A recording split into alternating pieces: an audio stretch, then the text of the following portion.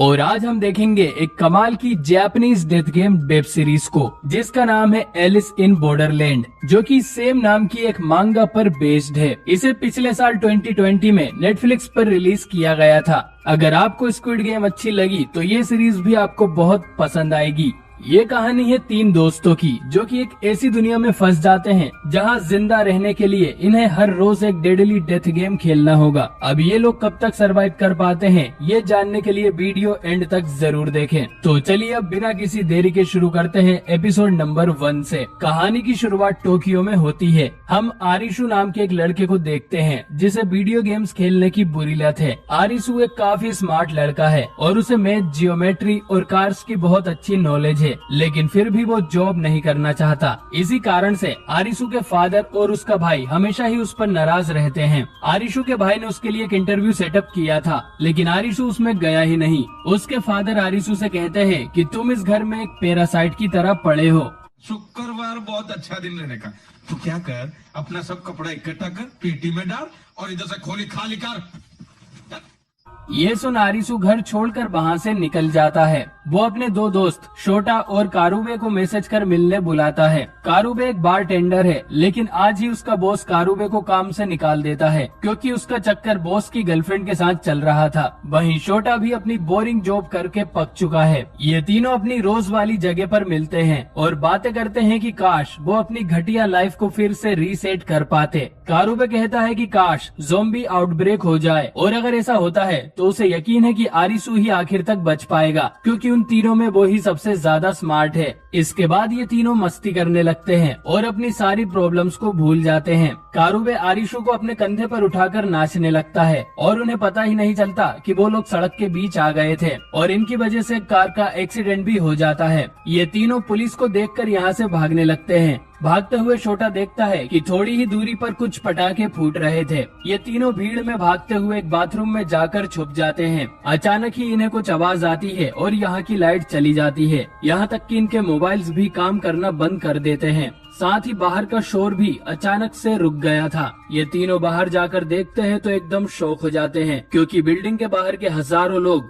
अचानक ही गायब हो गए थे। ये तीनों अपने अपने घर और ऑफिस जाकर चेक करते हैं, लेकिन वहाँ इन्हें कोई भी नहीं मिलता। मतलब इस पूरे टोक्यो शहर के लोग ही गायब हो चुके थे। तीनों शाम तक ढूंढते हैं और इन्हें अब तक एक भी इंसान नहीं मिला था। लेकिन आरिशु और शोटा इस बात से ज्यादा डर नहीं रहे थे। शोटा बोलता है कि अच्छा है, अब उसे पैसे कमाने के लिए अपनी बेकार सी जॉब नहीं करनी पड़ेगी। शाम होते ही इनके पास एक बिल्डिंग में लाइट आ जाती है। ये तीनों उसके अंदर जाते हैं तो वहाँ इन्हें गेम अरीना लिखा हुआ मिलता है। थोड़ा आगे जाने पर ये एक लेजर शील्ड को क्रॉस करते हैं और इन्हें कुछ मोबाइल्स रखे हुए मिलते हैं। यहाँ लिखा था कि एक प्लेयर को एक मोबाइल ही उठाना है। ये तीनों एक एक मोबाइल उठाते हैं और इनके फेस को स्कैन कर ये मोबाइल ऑन हो जाते हैं। इन मोबाइल्स पर ही इन्हें गेम्स के बारे में सारी जानकारी मिलने वाली थी। इसके बाद यहाँ शिबुकी नाम की एक लड़की आती है। शिबुकी शोटा का आईडी कार्ड उस लेजर फील्ड पर फेंकती है और लेजर से उस कार्ड में छेद हो जाता है। शिबुकी बताती है कि उन्हें अब ये गेम खेलना ही पड़ेगा और अगर उन्होंने भागने की कोशिश की तो वो लेजर से मारे जाएंगे।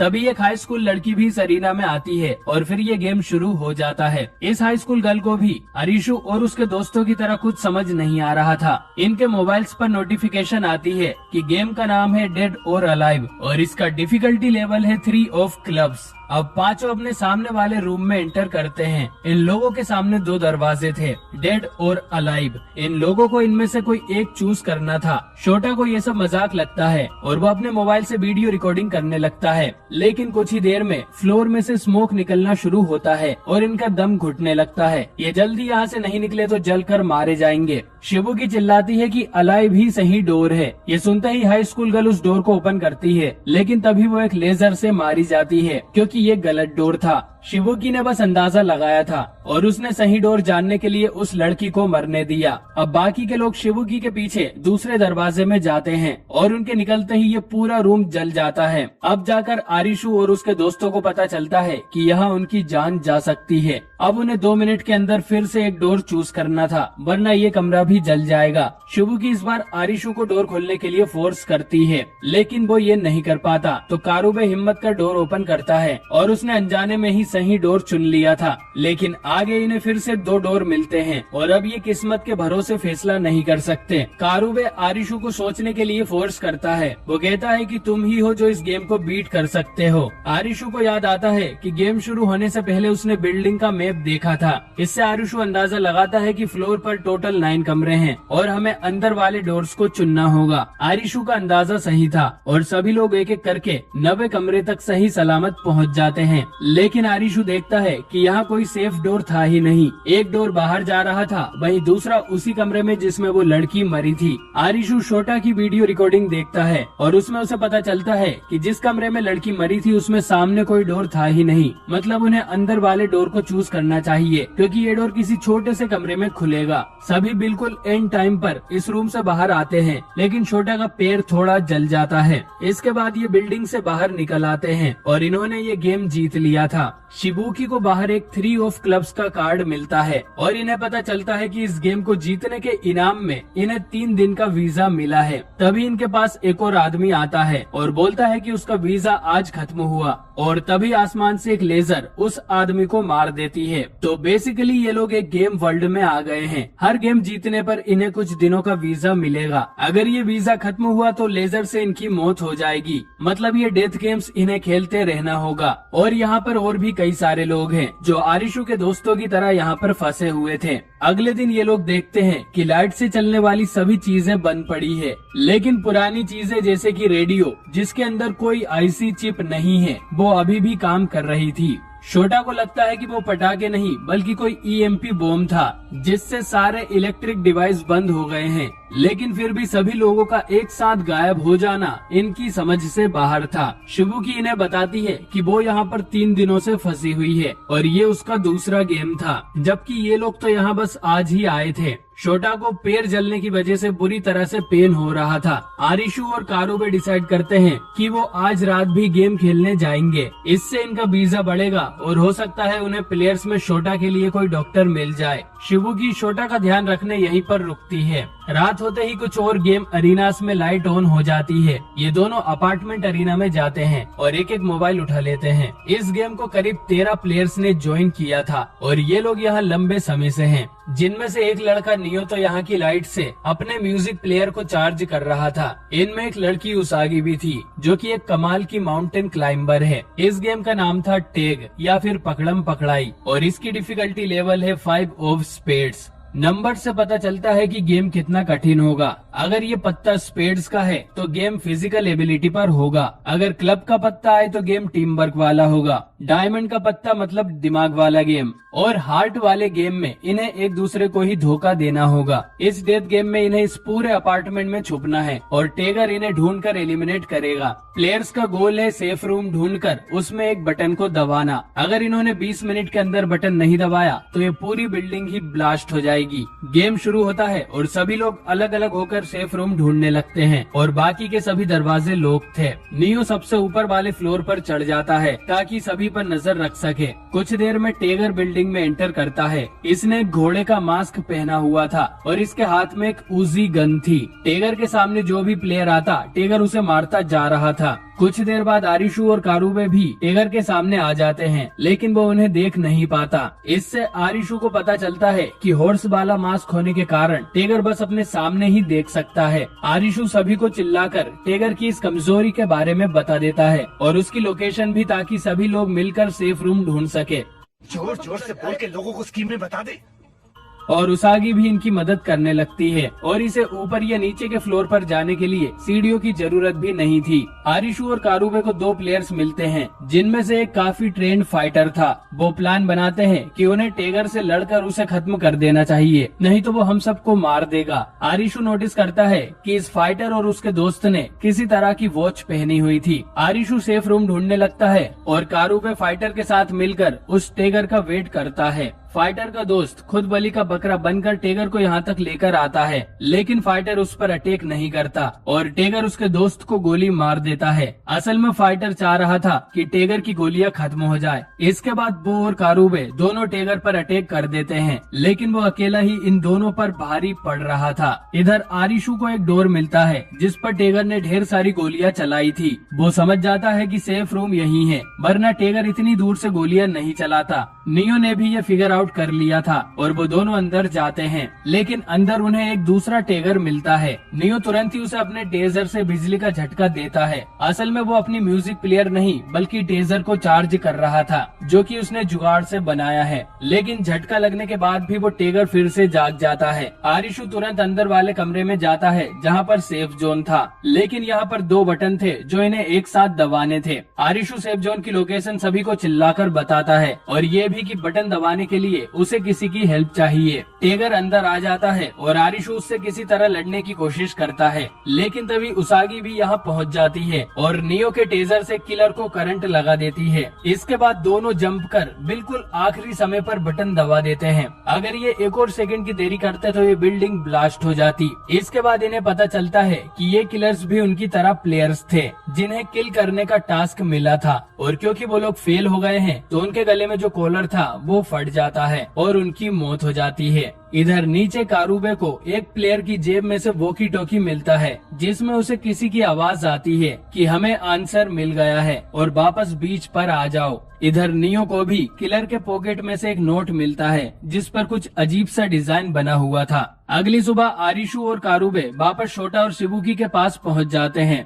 कारुबे सभी को वॉकी टॉकी वाले मैसेज के बारे में बताता है और कहता है कि हमें बीच पर जाना चाहिए, हो सकता है गायब हुए सभी लोग वहीं पर हो। जिस पर शिबुकी याद दिलाती है कि उसका और शोटा का वीजा आज रात को ही खत्म हो जाएगा, तो ये चारों आज रात एक और डेथ गेम खेलने जाते हैं। और इस बार का गेम अरीना एक बोटेनिकल गार्डन में था। अंदर इन्हें एक टेबल पर कई सारे वेपन्स मिलते हैं और दूसरी टेबल पर कुछ हाईटेक हेडसेट्स रखे हुए थे। इन चारों के अलावा इस अरीना में और कोई नहीं आता और गेम शुरू हो जाता है। इन चारों को ये हेडसेट पहनने को बोला जाता है। ये चारों ऐसा ही करते हैं और हेडसेट्स का कॉलर इनके गले में लॉक हो जाता है और ये वही फटने वाले कॉलर थे। इनके ग्लास में आई ट्रैकिंग फीचर भी लगा हुआ था जो कि दूसरे प्लेयर्स को पहचान पा रहा था। इस गेम का नाम है हाइड एंड सीक और इसकी डिफिकल्टी लेवल है 7 ऑफ हार्ट्स। और जैसा कि मैंने बताया था, हार्ट्स मतलब प्लेयर्स को एक दूसरे को ही धोखा देना है। गेम बड़ा ही सिंपल है। इनमें से एक प्लेयर बुल्फ रहेगा जिसे छुपना होगा।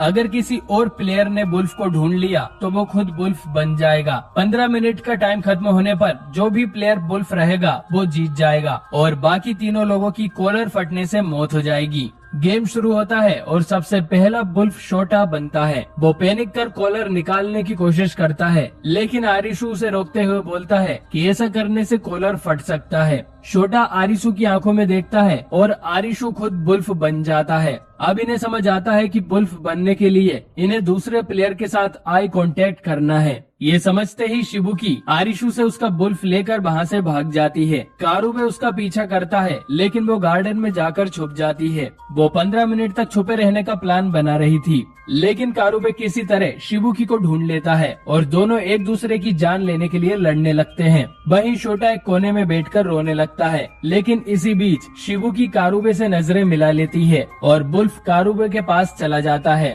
तभी आरिशु इन्हें आवाज लगाता है कि इन्हें इस तरह लड़ना नहीं चाहिए और फिर बुल्फ आरिशु के पास चला जाता है। दोनों आरिशु को घेर लेते हैं। शिबुकी उस पर अटैक करने बढ़ती है, लेकिन शोटा यहाँ आकर उसे पकड़ लेता है और आरिशु को यहाँ से भागने का बोलता है। कारुबे आरिशु के पीछे भी चाकू लेकर भागता है। आरिशु एक गुफा में जाकर छुप जाता है। यहाँ वो कॉलर निकालने की कोशिश करता है, लेकिन वो डर के मारे ऐसा नहीं कर पाता क्योंकि हो सकता है कॉलर फट जाए। कारुबे आरिशु को हंट कर रहा था। कुछ देर बाद आरिशु, कारुबे और शोटा इन तीनों को याद आता है कि वो कितने अच्छे दोस्त थे। एक दूसरे के लिए कुछ भी करने को तैयार हो जाया करते थे और अब वो लोग एक दूसरे से ही लड़ रहे हैं। ये बातें याद कर तीनों रोने लगते हैं। आरिशु माइक पर कहता है कि तुम मुझसे बुल्फ ले लो, मैं खुद को सेक्रीफाइस करने के लिए तैयार हूँ। ये सुन कारुबे का दिल भी पिघल जाता है। I still love you.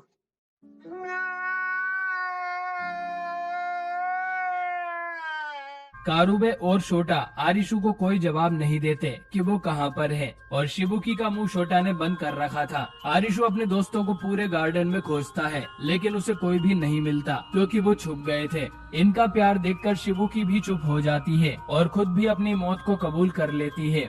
जब सिर्फ 10 सेकंड बचे थे तब कारुबे आरिशु को मिलता है। कारुबे उसे थैंक यू बोलता है और टाइम खत्म होते ही तीनों के कॉलर फट जाते हैं और इनकी मौत हो जाती है। बस आरिशु ही इस गेम गेम को जीता था और वो गला फाड़कर रोने लगता है। अगले दिन हम उसागी को देखते हैं जो खाने के लिए एक रैबिट को पकड़ती है। उसागी ने यहाँ कोई दोस्त नहीं बनाया है और वो अकेला रहना ही पसंद करती है। उसे आरिशु सड़क पर पड़ा मिलता है। आरिशु ने जीने की चाह छोड़ दी थी। उसागी उसे उठाकर अपने शेल्टर में ले आती है और उसे खाना भी देती है। अगले दिन उसागी बताती है कि टेक वाले गेम में आरिशु ने अनजाने में उसागी की जान बचाई थी। उसी एहसान का बदला उसागी चुका रही है। उसागी के फादर एक फेमस माउंटेन क्लाइंबर थे। एक दिन मीडिया ने उन पर झूठा इल्जाम लगाया जिसे वो सह नहीं पाए और सुसाइड कर लिया। उसागी को नहीं पता कि वो कितने दिन तक और बचेगी, लेकिन वो लड़ना बंद नहीं करेगी और आरिशु को भी यही करना चाहिए, वरना उसके दोस्तों की कुर्बानी वेस्ट हो जाएगी। उस रात को दोनों का वीजा एक्सपायर होने वाला था तो वो चौथा गेम खेलने निकल पड़ते हैं। इस बार वो एक टनल वाले गेम अरीना में जाते हैं। यहाँ रोड के बीच उन्हें एक बड़ी सी बस मिलती है। इसके अंदर 3 और प्लेयर्स बैठे हुए थे। इन्होंने पहला गेम साथ में खेला था और फिर इनमें दोस्ती हो गई और अब तक ये साथ में 4 गेम्स क्लियर कर चुके हैं। इनमें से एक प्लेयर टाकुमा की टांग में इंजरी हो गई थी जिससे ये ठीक से चल भी नहीं पा रहा है। इस गेम का नाम डिस्टेंस है और इसका डिफिकल्टी लेवल है 4 ऑफ क्लब्स, मतलब ये एक टीम वर्क वाला गेम है। मोबाइल से इन्हें पता चलता है कि 2 घंटों के अंदर इन्हें गोल तक पहुंचना है, नहीं तो ये सभी मारे जाएंगे। नीचे एक इंडिकेटर भी था जो इनकी डिस्टेंस काउंट करने वाला था। ये बस को स्टार्ट करने की कोशिश करते हैं लेकिन उसमें गैस नहीं थी, मतलब इनके पास गोल तक भागने के अलावा और कोई रास्ता नहीं था। टाकुमा के दोस्त उसे छोड़कर जाना नहीं चाहते थे, लेकिन टाकुमा उन सभी को कन्विंस करता है कि तुम लोग जाओ और मेरी चिंता मत करो। इसके बाद ये चारों एक ही दिशा में भागना शुरू कर देते हैं और उनकी डिस्टेंस का नंबर भी बढ़ता जा रहा था। भाग भाग कर इनकी हालत खराब हो जाती है और ये करीब 6000 डिस्टेंस पर पहुंच जाते हैं। थोड़ा आगे जाने पर इन्हें एक ब्लैक पैंथर दिखाई देता है और वो इन सब पर अटैक कर देता है। आरिशु और उसागी किसी तरह इससे जान बचाते हैं, लेकिन ये ब्लैक पैंथर टाकुमा के एक दोस्त को खा जाता है और बाकी तीनों गोल की तरफ भागना जारी रखते हैं। रास्ते में आरिशु की नजर एक रॉयल एनफील्ड बुलेट पर जाती है। उसे पता था कि इस बाइक में डीजल इंजन होता है। इसमें डीजल तो था लेकिन बैटरी नहीं थी। आरिशु डिसाइड करता है कि वो इस बुलेट को लड़काते हुए वापस बस के पास ले जाएगा और इसका डीजल बस में डालकर उसे स्टार्ट करेगा और फिर वो टाकुमा को भी अपने साथ गोल तक ले जा सकते हैं। आरिशु बुलेट लेकर वापस जाने लगता है और उसागी और दूसरा प्लेयर गोल की तरफ भागना जारी रखते हैं। आरिशु बुलेट लेकर वापस बस तक पहुंचता है और वहां उसे एक बहुत ही शॉकिंग चीज देखने को मिलती है। इधर उसागी टनल के एंड तक पहुंच गई थी। उन्हें लग रहा था कि यही उनका गोल है, लेकिन फिर उन्हें पता चलता है कि इस दीवार के दूसरी तरफ हजारों टन पानी भरा हुआ है और टाइम खत्म होते ही ये पानी सभी को कुचल देगा। वो लोग वापस दूसरी तरफ भागना शुरू कर देते हैं, लेकिन टाइम खत्म हो जाता है और दूसरा प्लेयर धीरे भागने के कारण पानी की चपेट में आ जाता है और मारा जाता है। उसागी भी मरने ही वाली थी कि सामने उसे आरिशु और टाकुमा दिखते हैं जो बस लेकर आ रहे थे। आरिशु उसागी को हाथ देकर बस के अंदर ले लेता है और बस पानी की चपेट में आकर पलट जाती है। कुछ देर बाद जब ये तीनों बाहर निकलते हैं तब उसागी को पता चलता है कि उनका गोल और कुछ नहीं बल्कि ये बस ही थी। बस पर बड़े बड़े अक्षरों में गोल भी लिखा हुआ था, लेकिन किसी ने भी उस पर ध्यान ही नहीं दिया और मोबाइल 0 डिस्टेंस इसीलिए बता रहा था क्योंकि वो गोल पर ही खड़े थे। आरिशु जब बुलेट लेकर वापस आया तब उसकी नजर इस गोल पर गई। वो समझ गया और उसागी को बचाने आ गया। ये तीनों इस गेम को जीत जाते हैं और टाकुमा अपने रास्ते निकल जाता है। अगले दिन आरिशु उसागी को उस बीच वाले मैसेज के बारे में बताता है कि वहाँ पर जरूर कोई है और हो सकता है उन्हें वहाँ गायब हुए सभी लोग मिल जाएं और इस गेम के पीछे जो भी मास्टरमाइंड है मैं उसे ढूंढकर उससे अपने दोस्तों की मौत का बदला जरूर लूंगा। इसके बाद वो दोनों एक साइकिल पर उस बीच की तरफ जाने लगते हैं और एपिसोड 4 यहीं पर खत्म हो जाता है। तो दोस्तों इस सीरीज में टोटल 8 एपिसोड हैं। अगर आप चाहते हैं कि मैं बाकी के 4 एपिसोड भी एक्सप्लेन करूं तो ये वीडियो अपने प्यारे दोस्तों में शेयर जरूर करिए और कमेंट में इस बार बुलेट लिखिए। मैं समझ जाऊंगा और जल्द ही पार्ट 2 वाली वीडियो लेकर आऊंगा।